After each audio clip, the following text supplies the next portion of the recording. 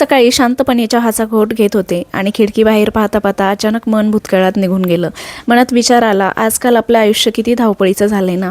पण हेच खरं, आपण थोडं मागे वळून पाहिलं तर आपल्या बालपणीचा तो काळ किती सोपा, साधा आणि मनाला समाधान देणारा होता, हो की नाही? आणि आपल्या बालपणीचं 15 ऑगस्ट आठवतंय का तुम्हाला? त्या काळात स्वातंत्र्य दिन म्हणजे एक दिवसाची सुट्टी नसायची, तर तो एक सण असायचा. 15 ऑगस्टच्या आदल्या दिवशीपासूनच घरात एक वेगळाच उत्साह असायचा. संध्याकाळीच शाळेचा तो पांढरा स्वच्छ युनिफॉर्म मस्त असा प्रेस करून ठेवायचा. वर्षभर कधीही न धुतलेले शूज आदल्या दिवशीच छान असे धुवून वाळवून ठेवायचे. त्यानंतर गावातल्या गल्लीबोळातून सकाळी सकाळीच प्रभात फेरी निघायची. हातात तो छोटासा कागदी तिरंगा घेऊन अनवाणी पायांनी पण कोणी कोणी चालायचं. साध्या चपलांनी रस्त्यावरून चालताना सगळे एकत्र मिळून घोषणा द्यायचे, भारत माता की जय, वंदे मातरम. आणि या सगळ्या चिमुकल्यांच्या आवाजांनी संपूर्ण गाव जागं व्हायचं. आणि त्यानंतर प्रभात फेरीवरून थेट आपल्या शाळेच्या पटांगणात पोहोचल्यावर स्पीकरवर मोठ्या आवाजात वाजणारी देशभक्तीपर गाणी कानावर पडायची, जसं की मेरे देश की धरती, हे वतन तेरे लिए. हे गाणे ऐकून त्या दिवशी अक्षरशः अंगामध्ये देशभक्ती संचारलेली असायची.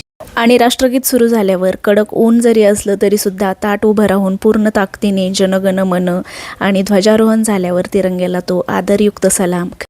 त्यानंतर ज्या गोष्टीची आपण आतुरतेने वाट पाहायचो ती म्हणजे ध्वजारोहणानंतर मिळणारी ती लेमन गोळी.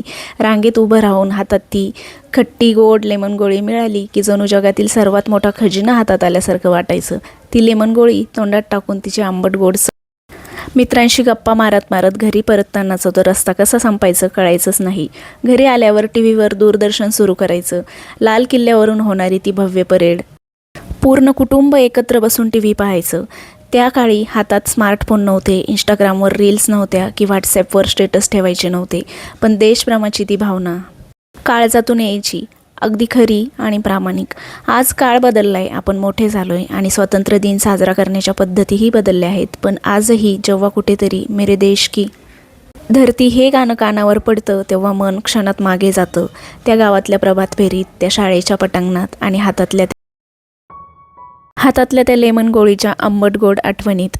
आपल्या बालपणीचा तो 15 ऑगस्ट खरोखरच खूप खास होता, नाही का?